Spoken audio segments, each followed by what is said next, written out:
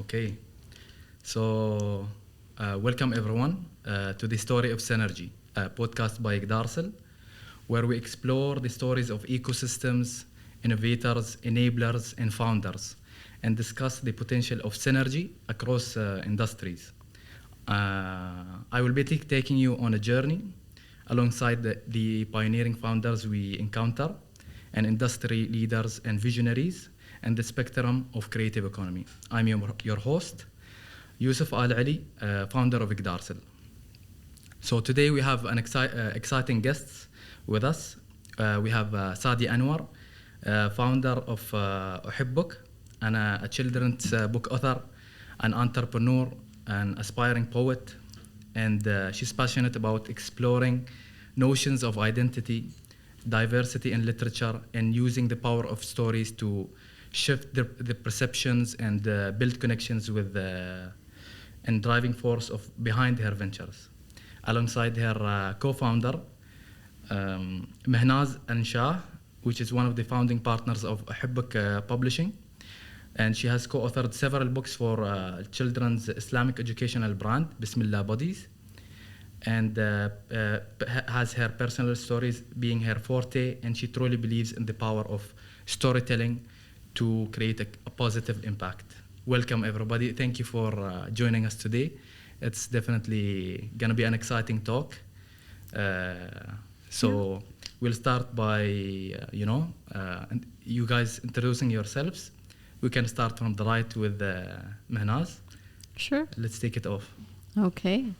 So you've spoken about Uhibbook. So Uhibbook is actually a product of evolution, I would say. And I'll go back to the very beginning. Our flagship brand was Bismillah Buddies. It is a brand that was focused on creating children's educational content that's fun, engaging, and relevant. And that was born out of a need. And the need was the content wasn't there for our children. So we got together as friends and we decided to create these books and songs and workshops that would serve the need of others like us. And that's how we got into books. We published our first book in 2015. And it was a huge learning journey. And I can positively say that's what paved the way to Uhibbook evolving today. Yeah, and I'll pass over to Sadia. Thank you for having us, Yousef. I'm so excited to God be bless here. you guys. I think this is a great initiative. So the thing is, I think everything in every project that we've done, from Bismillah Buddies till Uhibbook, the unifying theme has really been diversity, I would say, and ensuring that everyone in the non-mainstream culture has a voice and is represented. So in Bismillah Buddies, when I became a mom, I realized that that the Islamic identity was not represented in children's literature. The books and the content that my child was reading didn't reflect this side. Mm-hmm. So there weren't too many books on Ramadan, there weren't too many books on Islamic tradition, so that's where that happened. Then we wanted to just take that concept a bit further with Storically, where we wanted to amplify diversity and have diverse characters, in children's books. And now that's the same thing that we're carrying forward in Uhibbook, where our mission is really to create books for impact. So we choose subjects and authors that really have some sort of a positive social impact, that have some sort of, a different take. And diversity and amplifying unheard voices remains the mission. Noted. That's definitely an inspiring vision that you're carrying alongside you guys when you face the challenges of the day-to-day and the uncertainty of the future. So here's the next question. I want to explore with you guys the challenges of starting, for example, the venture of a publishing house. What's the main challenges you guys faced? I don't know where to begin. So I think like I said, it was a learning curve, everything that we went through, every project that we undertook before we officially formed Uhibbook. Every experience taught us something different. First of all, it gave us an insight onto how things work in the UAE and the GCC and compared to the rest of the world where it's very different. Then it's quite a commercial numbers game, and we got into it as creatives and people with a passion for the subject and the emotion and the story behind it. And we were getting into a field that was full of economies of scale and with big players like Penguin and Simon & Schuster. But alhamdulillah, it was at an interesting time where people were taking notice of these diverse stories. And that's how I felt we came in at a good time. And the challenges that existed, they were also a kind of opportunity that we were able to grasp at that time. That's very interesting. If I would follow it up, if you could expand on the that specific challenges that transition to opportunities. For example, our Bismillah Buddies brand. When we did our first book in 2015, the industry was almost non-existent. We first applied to a lot of the mainstream publishers to just get our content published through them.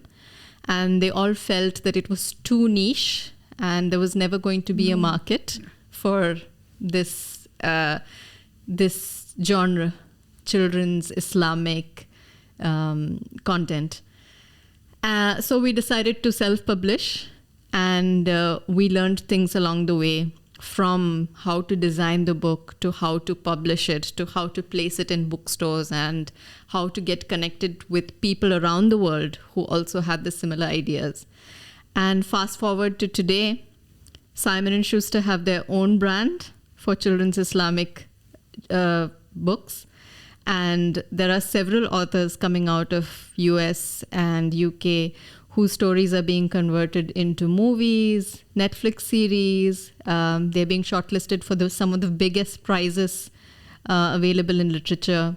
And there's several awards being sponsored for the same genre. So this pathway wouldn't have been possible if it weren't for small individuals and publishers who took the initiative to go against the grain and do it anyway.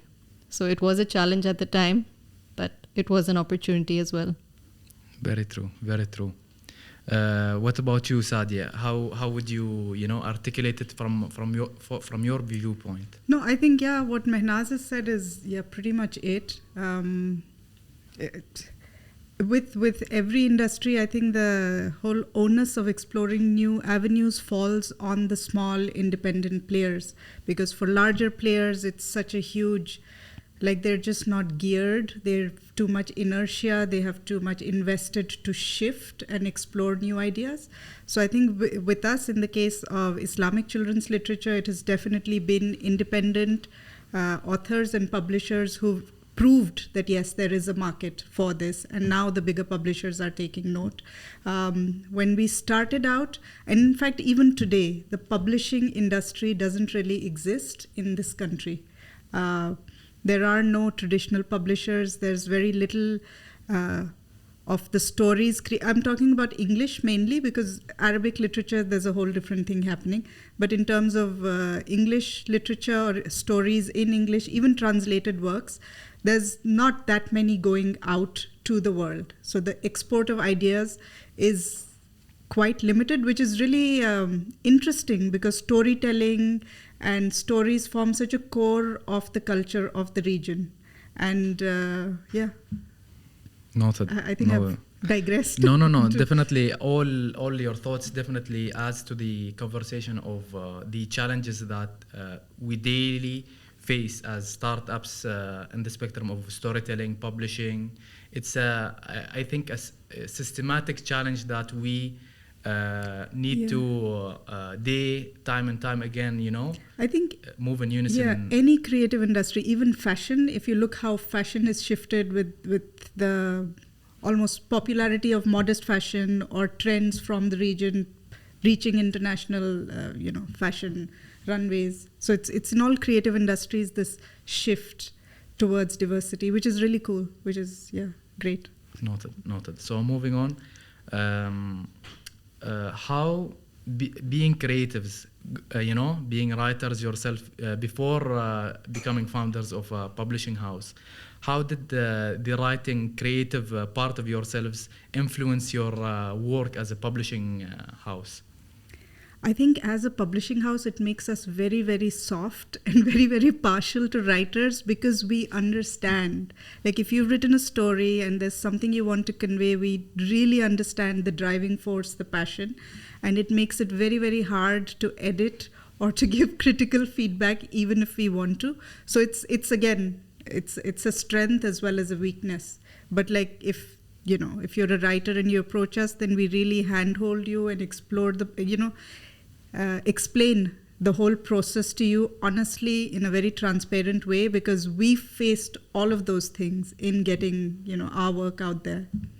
Yeah, and I think this is particularly what I would say proudly that sets us apart from the other publishers because we've been through this and we know the pain points and we know how it might sound.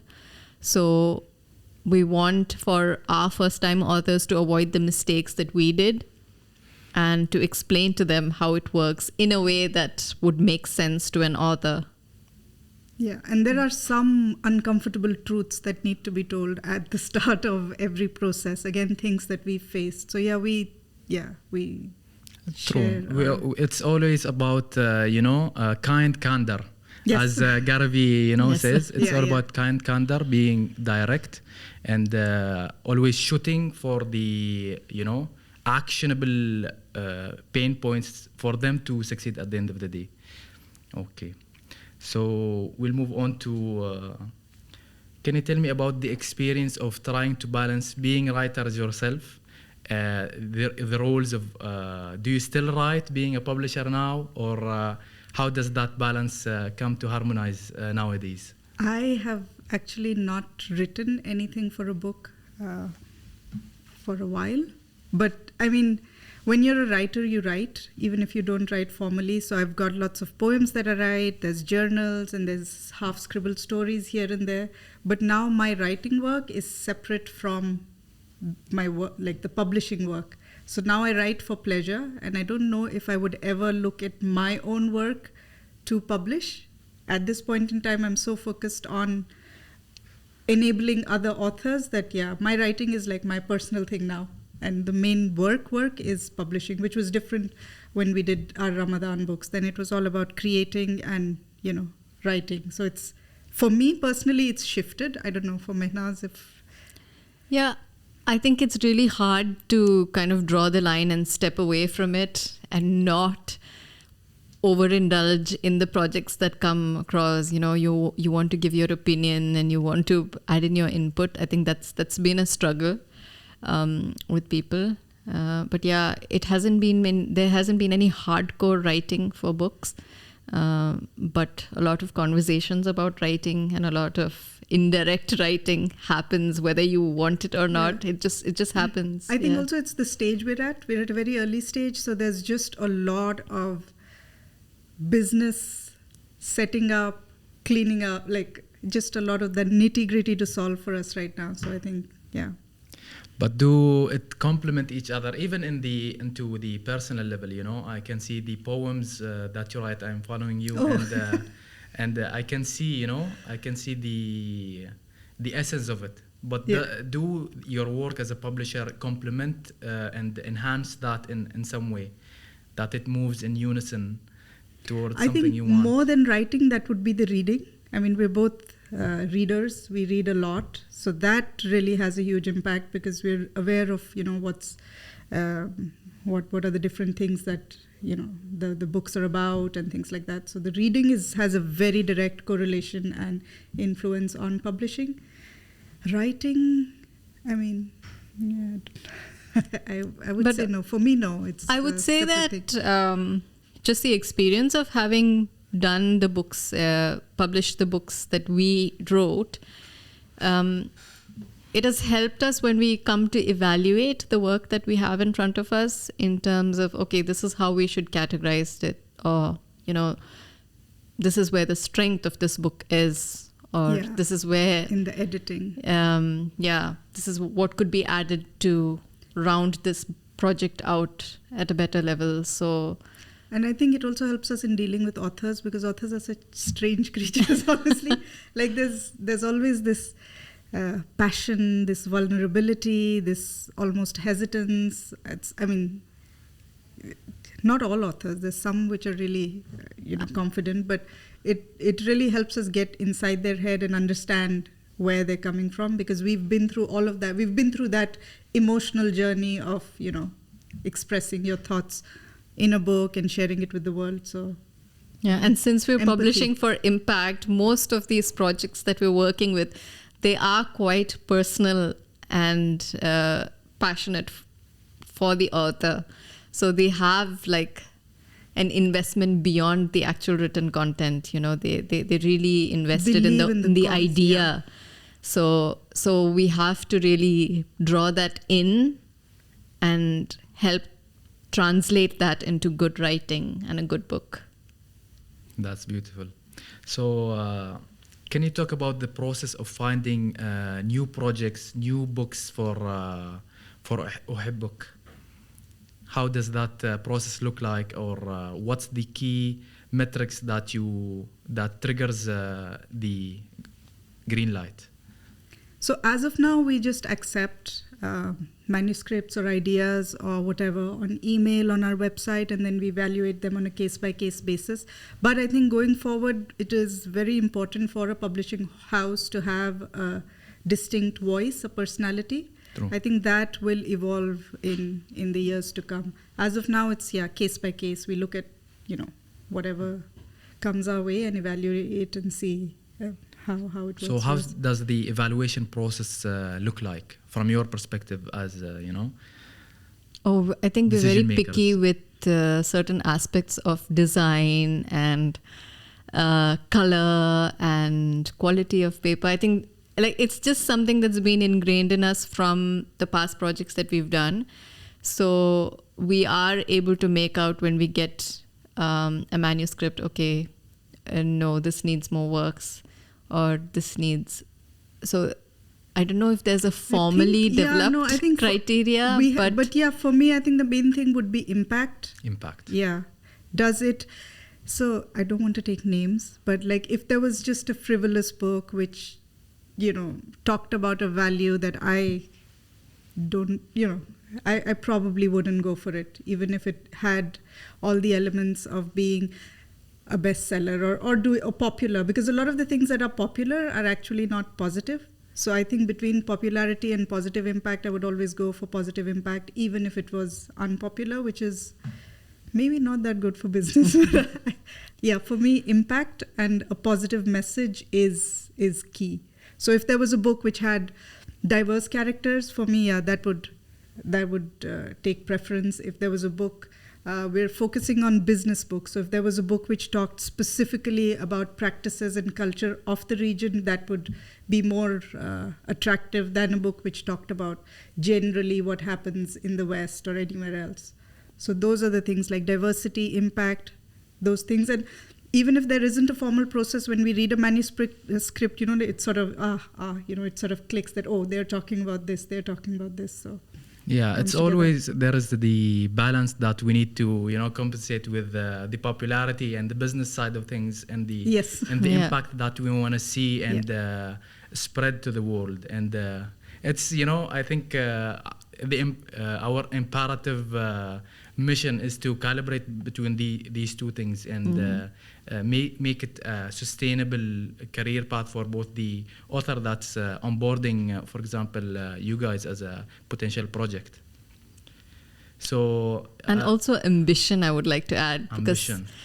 because that's one of the things that we're wary about when people come to us and say, you know, I want to be the bestseller or things like that.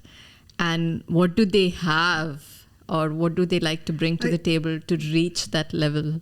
And there's all these, we see a lot of content out there, how to write a book in 3 easy steps. That kind of cookie cutter content is there, but it doesn't get very far. So we look out for that.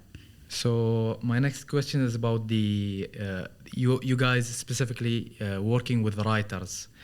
How does that relationship go on about? And for the ones that you already onboarded, how does that relationship go on about on the day-to-day, let's say? If you can visualize with us. How does it go on a day-to-day basis? I think right now, because we're starting, we're, like I said, we're best friends. Yeah. We speak to them, we meet them, we hear them, we talk about everything else and the book and writing, and we kind of try to understand who they are and where they are coming from, and see how we can complement their writing and the dreams for their project, like I said, the ambition. But I think as we go forward, we'll probably, I think it'll start to emerge our tendencies to what we're looking for, something specific. But yeah, right now we're very open, and we're very hands-on, very, we don't have anything like, okay, you know, that we'll meet you only once. We do like multiple meetings before even the final draft is done. So yeah, we're very open and accessible. So how do the writers impact the publishing process from your end? Do they have any type of influence or power in that value chain? The projects that we've done has been pretty much like they have the creative control. It's their idea, their dream, and we facilitate. Yeah, we facilitate and we support where we can, like in the whole operation cycle of the book. With regards to the Islamic brand, we've been very particular. We've had all the creative control, and we've picked the themes, and we've made sure that it sticks to what we want. So, but a lot of the other projects, it's more from what the authors want, and we give them advice, and we offer a lot of support, and we tell them what the choices available to them are, but it's their decision to make most of the time. Noted. So, a question going back to the vision. The vision, the future, what it holds for Uhibbook and specifically Uhibbook, the publishing. Yeah. So I think the grand vision would be to have like the next great story, like the next great Harry Potter kind of story emerge from this region or this country specifically. Like that would really be the dream, if we could train writers and mentor them and get them to a level where we create something that becomes a truly global phenomena. Because I think the last great story that went out of here was the Arabian Nights, and that was long back, I think 200 years or so. It's about time. Yeah, true. Yeah, I totally resonate with what you say, and we've had multiple conversations talking about that same recreating and replicating that success story here in the UAE, because at the end of the day, it's a systematic thing. It's an ecosystem that has multiple stakeholders that contribute to making such thing happens. So the writer needs to be prepared, the publishing house responsible needs to be prepared, the enablers needs to be prepared, the ecosystem creators from the government needs to be prepared for such scale of a large project to ensure the value is really pouring down effortlessly and seamlessly from the mind and the imagination of the creator onto implementation in the real world in different spectrums, either as a movie, Anything. anything. Yeah. Once you have a good story, it can be shared in any which way. It can be a book, movie, merchandise, games. So exactly, precisely. So how do you see the publishing industry evolving in the future? I think it's a very exciting time for the publishing industry, because you'll hear a lot of negatives. You'll hear that, oh, nobody reads print books, nobody this, nobody that. But that's part of the truth. I don't think people will ever stop reading the print book. There will be obviously a shift, because even I've shifted to reading more on Kindle. So the publishing industry will also has evolved and will continue to evolve. Every publisher does now print and digital distribution. In a lot of the cases, they cost the same, so there's no cost benefit of reading something on Kindle. I think it will expand further to head into games and esports, because a lot of the stories can actually transition to becoming games. And audiobooks, podcasts for business books, because you can have all your business knowledge in a book and then do podcasts or a video series or whatever. So as long as the core of your content is sorted and strong, then the possibilities are endless. As Uhibbook, we are looking to get into both audiobooks as well as we're exploring NFTs. I'm still personally a bit of a skeptic, but yeah, why not? Because these are all ways to get your voice heard and share your story. So true, riding the wave. Yes, and the vibranium that publishing companies are based on is stories, right? Story, and it's a really exciting time, I think, for storytelling, because I know about stories from anywhere in the world and I can get it instantly. So I think this is a huge potential for publishers, especially unique indie publishers who want to help share these stories with the wider world. So yeah, absolutely. So we'll be moving on to the next section of our podcast. We have the structure. So now is the section, the Synergy Insight section. Okay. So this we have the question of can you tell us about a specific example of a collaboration, an opportunity and synergy within the UAE ecosystem that helped you as a startup, as a publishing house, and provided you with a significant impact on the success of your of you as a publisher? So I think for us, the transition from being self-published authors to becoming a publishing house came through incubators in the UAE. The first one is Shira, where I won a grant to start Storically. And the second one is Maan, where we were a part of their social impact cohort for family cohesion and identity.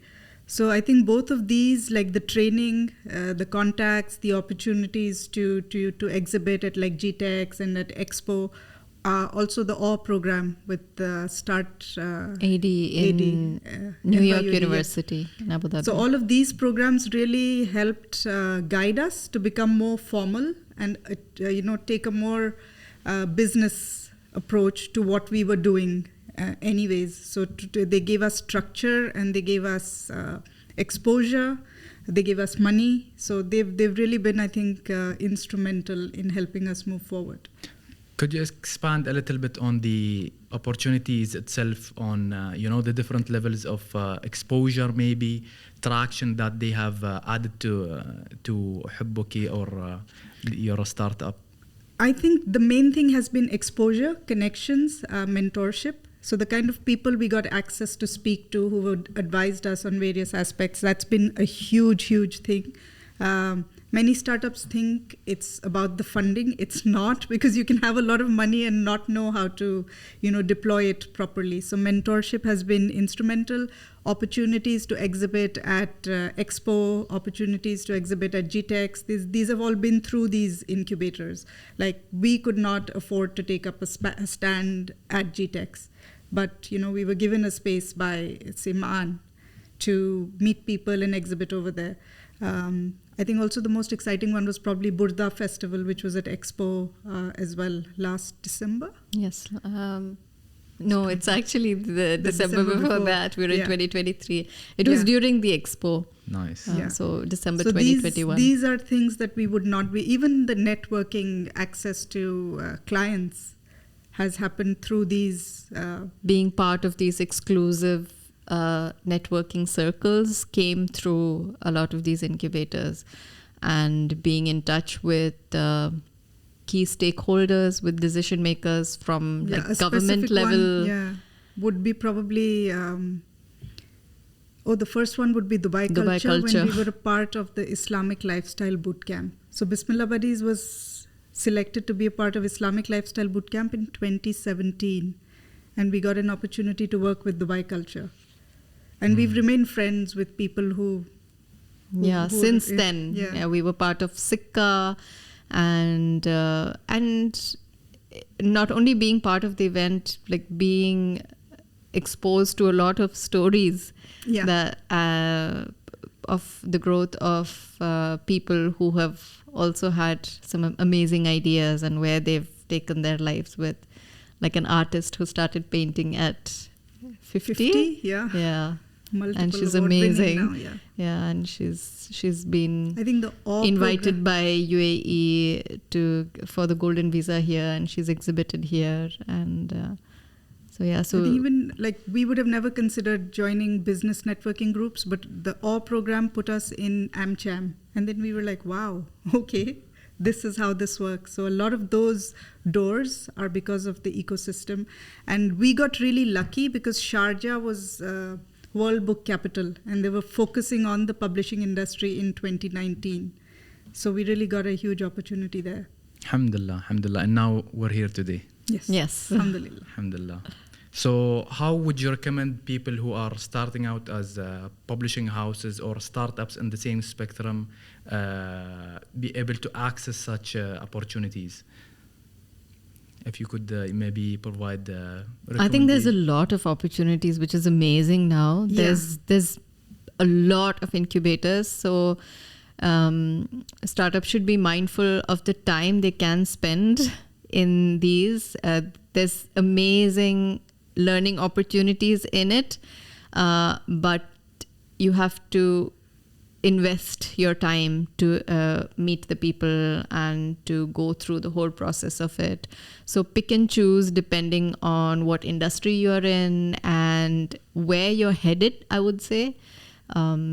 Like what is the area that you want to work in, and what is the field that you want to work in, what is the industry, and what are the incubators that are supporting those fields. I would actually maybe give a slightly different advice. I would be like, just go to everything and talk to people. The more you talk to people, the more it gets sorted out in your own head. Compounding where you fit effect. in. So if you have spare time, just go out and meet people at various business events. I mean, we went to the lawyer event. It was, we learned that we don't belong here, but we, you have to put yourself out there. However uncomfortable it be. For creatives, it sometimes is. But always we throw the spaghetti on the wall and see what sticks. Yes.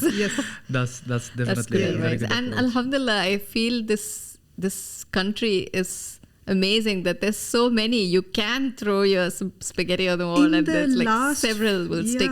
In the last few years, the government support for entrepreneurs and the changes in the laws are amazing. Like in 2015-16, a lot of the opportunities didn't exist that do today. So there's really, even the new law about 15-year-olds being able to run their own business with a special permit, that's so cool. Laws needs to always be, flexible in order to empower these niche, very special type of users. And I think that's a very good, example you just mentioned. Okay, so AI.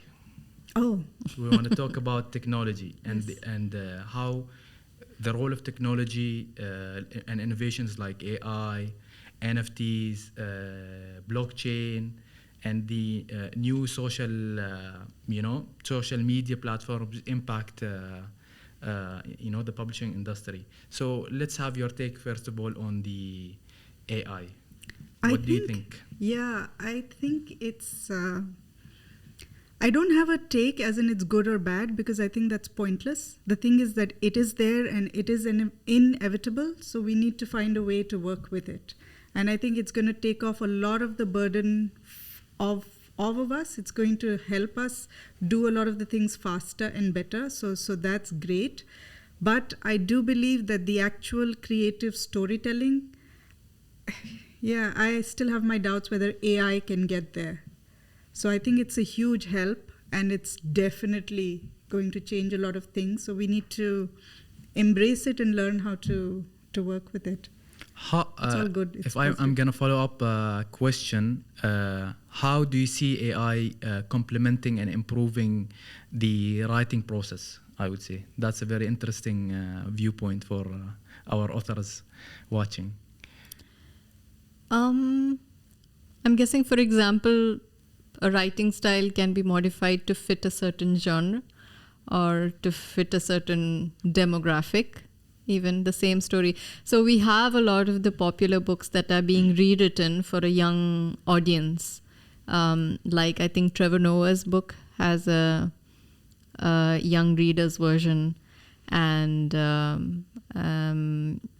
the US Olympian Ibtihaj Muhammad, her book also has a young reader's version as well as an adult version. I think this is just some of the possibilities that could easily be taken over by AI, while keeping a little bit of the personality of the original work. Like Sadia said, the start of it, the creative bit, I'm not sure how effective it is to completely unload on AI, but I feel there's a lot. Yeah. There's a lot in terms of supporting what already exists and to improve it, to change it, to modify it. I've seen a lot of creative stuff also. Like from what I've seen, you can actually input keywords and then come up with a huge text of how many ever words of whatever style you want. So I think one of the impacts will also be that there will be a lot of content and there will be a lot of noise, and something will have to be exceptional to cut through all that noise, because you'll have quick and easy access to a lot of just computer generated stuff. So then how do you differentiate yourself? Then your story, your mission just has to, I don't know what the how possibilities are. Yeah. We have a little taste of it, I guess, not in terms of AI, but with the ease of publishing options, for example. Yeah. There's a lot of content out there, like even social publishing platforms like Wattpad and blogs. There's a lot of content there. But what is it that stands out and ultimately makes it big? There's, what sets them apart. It's so hard to define, and I don't know if maybe I'm not there yet. And I think the rules and regulations of AI are also just not developed enough to figure out where it's headed. But it's here, and I think there's a lot of potential. True. And it might be worthwhile to just study it and grow with it. True. Just to give you guys an example of an implementation that recently happened, I saw it in the news that a guy used an AI to produce a children's story, produced images using AI, and creating the book itself. Yeah. And then distributing it through Amazon and earning up to $20,000 in his first month. Yeah. And he did nothing. He just made the keywords, created the characters, their shape, and then went to the other website, created the images, and published it. So this is the other thing when Mehnaz was talking about big and success. I think you first need to take a step back and define what you mean by big and what you mean by success. If you want the shortest route to earn $20,000, you have it. Why not? Go for it. If there's something else that you want to do, then it depends on how you define your goal, and that's going to become more important than it already is. Very true. I don't know. Am I allowed to go? Yes, absolutely. Islamic, do you know the hadith about when there will be gold and money. Do you know which one I'm talking about? On the streets, and nobody will pay attention because there'll just be so much abundance. I can't remember the reference, but there was one like that. So we will reach a time where the of things abundance will, and prosperity even gold in the street wouldn't. Nobody will stop to pick it up. I'm gonna look up the reference for you later. I don't know if this is. No. I'll take a 3-second pause. God bless you. God bless you. So, moving on to the next question, which is about how can we, as our own, individuals, publishers, writers, can we do from ourselves, foster a culture of collaboration and knowledge sharing within the ecosystem? We can, first talk from you guys, being publishers. Do you wanna? Yeah, I think we're always open to collaboration with all of our brands. I think definitely collaboration over competition any day. The more you work together, especially in niche areas, especially in areas of diversity, inclusivity, the bigger you can grow, the bigger your reach is. I think in the region for publishers and writers, because it is at such an early stage, it's really important to work together to have a bigger voice and a bigger impact. Noted. How about you, Mehnaz? What do you think? Yeah, I feel it would be very beneficial, especially to tell the story of the region to outside audiences. Like, one of the things we keep repeating when we speak to people, especially people of influence here in the region, is that we need an export of culture from the UAE, from the stories, from the authentic stories, from not only Emiratis, from the residents and from people like us who've grown up here, and we've got amazing stories to share. And this would be amazing with collaborations with people outside, with like key stakeholders here. And this needs to be done for this region. Yeah, everyone has a story to tell at the end of the day. So maybe if you could expand a little bit on, the ecosystem of what it is nowadays, and how do you guys impact the ecosystem itself from your perspective? We talked about, impact being the main criteria for you guys to, push projects. So if we could expand that and relate it to the ecosystem itself. I think one of the things that we're trying to do with Uhibbook Publishing is to create new pathways for authors to reach larger audiences. I'm not sure exactly what that pathway will be, but we are talking to larger publishers in India and outside the UAE. We are speaking to a lot of agents to see how, there can be some way for someone who's based here to publish here in the region and to have their story or their book reach an international audience. How about you, Mehnaz? I guess, I think that's probably what I want to say. Rounds it all up. Okay. Yeah. So now we're moving to the last section of our podcast, is the Synergy Quest, where we take you as a startup, as a publishing house. Imagine yourself starting up a new publishing house. What are the key strategies you would be using to, scale into the today ecosystem? I think one of the things would be what you've just talked about, collaboration. And I think this is something we've been trying to do for a while as well, is to, especially with Arabic publishing houses, like some sort of a collaboration where we have English and Arabic content. That would be a key strategy thing that we would do right from the outset, rather than do it as an add-on later on. I think also we would look at reaching newer, larger markets. What we haven't done personally, other publishing houses may be doing it, is like when we create a book, we immediately sell rights for international distribution. That is something we're starting now. But if I were to start afresh, that would be one of the things I do first. How about you, Mehnaz? Distribution, basically. Distribution, building the network. Yeah, distribution. I think you cover the basics. Collaboration, tying up with people who can complement us. Yeah, co-opetition. Yeah. Competition. Yeah. Especially because I think there is some exciting things that are coming up in the region, like print on demand, and hopefully Kindle. UAE get its own Kindle store. So I think people who come in the later years already have an advantage that people earlier wouldn't have. So there's lots more things to look forward to, and there's a lot more things that are easy than. Also, your question is, I don't know, it's about starting up before or starting up now, but I think it's also about funding and access. Mm-hmm. It plays a significant role.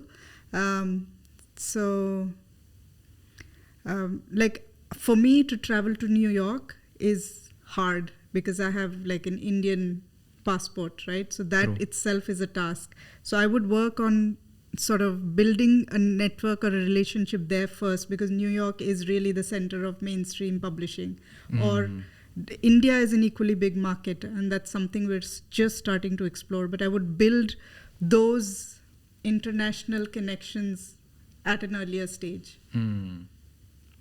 But I don't think that's about starting now or starting a few years back. It's more about the access and the funds leveraging to do that. Leveraging the acceleration opportunities within the ecosystem. Like if you can do it, it would be great to start this first. Yeah. So here we want to talk about how would you guys collaborate with other industries within the ecosystem to drive your growth. We can. You mentioned the gaming industry, entertainment industry, and other spectrums that might contribute to the sustainability of the prosperity of the product you guys are working on. I think books and stories is such a neutral thing. It's like the white. It mixes with every color, with every industry. Every industry will have knowledge to share. So when it comes to business books, definitely, like we would like to work with industries across whatever to collect their wisdom, to have a book about different business topics. When it comes to fiction, I think the whole thing with the publisher and storytelling is that you work with everyone around. That's literally the core of it. So it is a cross-industry and a story thing. can be told in so many places in so many ways. And again, going back to promoting the culture and heritage of the UAE. So to work with museums, to work with organizations like the Dubai Culture, and people who have already put in so much work to tell the story of the UAE in different ways. Yeah, I think we met with someone recently who told us these amazing stories about before oil was discovered, and how the established families today were really supporting the rulers, and how they were putting in a lot of work without getting paid, right? Yeah. And how the first telephone came to the UAE. And those stories are not stories my children have read anywhere, right? They read about camel and maybe Grand Mosque, but the stories behind what the Sheikh Zayed story about climbing the tree was also really cool. So I was like, these stories have to be captured and shared, and about the people who've lived in this region and have witnessed firsthand the really personal, the really impactful moments from the ruling family, and the real hard work that's gone into creating what we see today. The transformation, because it is a remarkable transformation. Absolutely, I totally agree with you. So going back to the visualization of that translating into an art in museums, that translating into shows for example, children, or even a documentary maybe of that specific stories. Do you want to add on any other examples, for example, of the products that you guys have in Uhibbook now? Yes. Yeah, I think the books and the stories we have, it would be great if we could collaborate with someone to have, shows or games out of them, or Animation studio. Yeah. If you lived in the UAE in the 90s when the Dubai Shopping Festival started, we always attended shows as kids in the public parks here.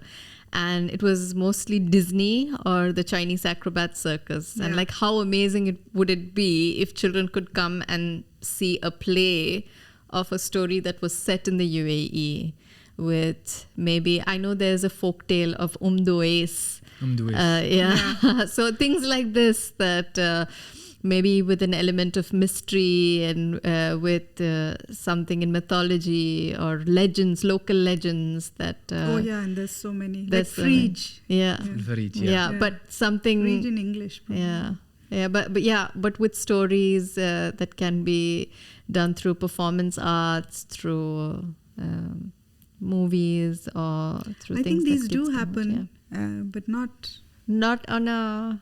There should be more. Yeah. There should be more of that.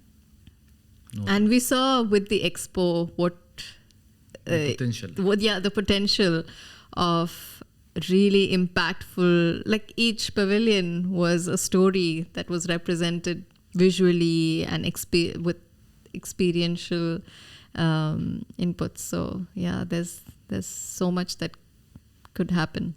So the last question is about, it's all about, collaboration, co-opetition, and the growth that we contribute to the, to ourselves, at the end of the day, to the economy. So what do you want to see from the ecosystem? What, value creation opportunities that you would be expecting for yourselves and future aspiring entrepreneurs? For entrepreneurs in general or within the creative industry specifically? Yeah, within the creative industry specifically. Being publishers or startups in the storytelling industry. Because a tech startup and a creative startup have such different journeys. So if you want to have a program that fosters or encourages or trains writers and artists and gives them a platform, that's going to look very different from... I think Dubai is doing so well in the tech startup space, but some of that energy into building up, training, nurturing artists, both regional as well as maybe guest artists from around the world. So, what kind? I think I would love to personally create a writing program to build the next Harry Potter. So if there was a fellowship program. Yes. So if there was some way that we could collaborate or reach out to, of course, it needs help and input from all levels, right? So if there was someone... Count me in. Yeah. Sadia. Count me in, inshallah. Yeah. I'm definitely totally agree with the fellowship program. We actually have we should send you the present. We call it the Arabian Nights because it's 1,001 nights, right? So it's 3 years.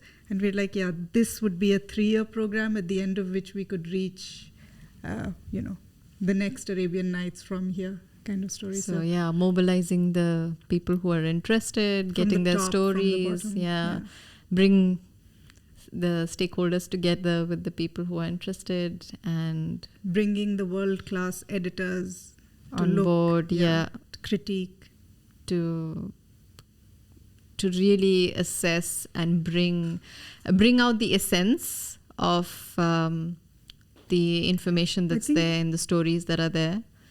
And because I think what happens is the initial creative process is left to the individual. When they reach a certain stage, then we get to see whether it's worth it or not.